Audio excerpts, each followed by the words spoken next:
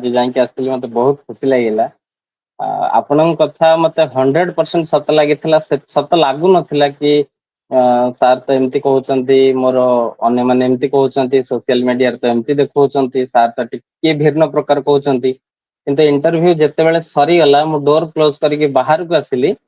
मो लिटराली सेतल बहुत पिला म आगे थिले और से मुह देखे पार मुंड तौक आखिर लुह झरे मत लगुला सरीगला सब लाइफ रे एत बट मैंने 3.5 वर्ष प्रिपेरेशन पर मेंस क्लियर करके इंटरव्यू के आसली इंटरव्यू टा बिगाड़ी देली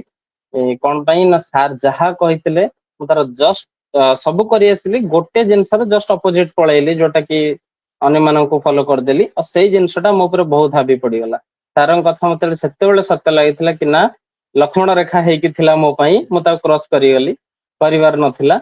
आपनक एक्सपीरियंस इंटरव्यू पैनलिस्ट का एक्सपीरियंस मैडम का एक्सपीरियंस और क्वेस्ट इंटरव्यू पई बहुत बेस्ट